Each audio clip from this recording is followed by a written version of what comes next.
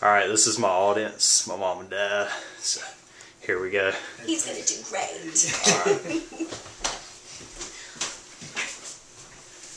Every kid who has ever played baseball dreams of making it to the majors. That dream became a reality for Bobby Cox in 1959. Then in 1971, that chapter of the dream ended for Mr. Cox. But the dream was not over, as he began his long career of managing baseball teams. Based on my research and my fondness of baseball, especially with Bobby Cox and the Atlanta Braves, I present my information as credible. Like all people, Bobby had a dream of doing something great in life. Let us take a quick journey to see how Bobby made his life great. We will do this by looking at his career as a baseball player, by looking at the different teams that he managed, and by looking at the major accomplishments that he had, which are mainly with the Atlanta Braves. Bobby Cox did not just decide one day that he wanted to be a professional baseball player. He worked his way up to it. This began with the birth of Bobby Cox in Tulsa, Oklahoma. His baseball career really took off in high school at Selma High School, and then he carried it into Reedley Junior College in California. In 1959, Bobby was signed by the Los Angeles Dodgers, where he started his professional career in their farm league.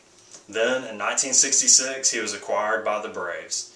He played third base for their AAA team, the Richmond Braves. Then in the spring of 1968, he was traded to the New York Yankees, where he earned a starting position at third base. Also in the same year, he was named to Topps Rookie All-Star team.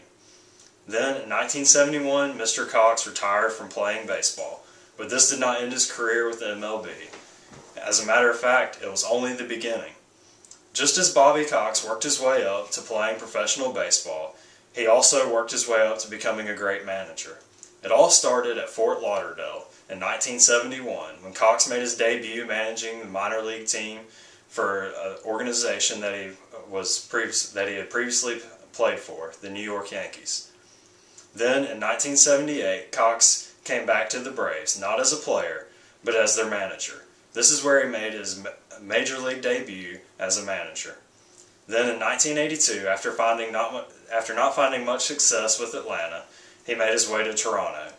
Then in 1985, Cox returned to Atlanta once again and finished out his career there in 2010.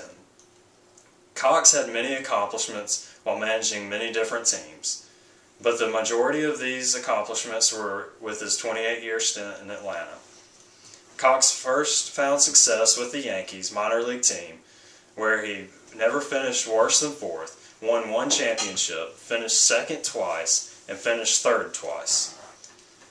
As a first base coach for the New York Yankees, Cox also won a World Series in 1977. Then, in 1985, he led the Toronto Blue Jays to their first American League championship. Cox then went on to the Braves, where in 1991, he led them to almost a perfect season, where they went from the worst team in the league to the best team in the league. But in the postseason, they were defeated by the Twins in the World Series. But then in 1995, Cox led the Braves back to the World Series once again, where they stole the glory from the Cleveland Indians. In 1998, he broke the club's record of 1,004 wins, and by the end of the 2005 season, he had 2,092 wins. Bobby Cox ended his career just a little over a week ago, when he won 5 National League pennants, 14 consecutive league championships, and 1 World Series with the Atlanta Braves. Hopefully you know a little more about the career of one of the most successful managers in the history of Major League Baseball. The child Robert Cox had a dream of playing professional baseball, but now you know that this dream grew to become something much bigger than just playing baseball. Yes, his dream did start with playing the game, and then it transformed into managing the game. And in managing the game is where Cox found great success.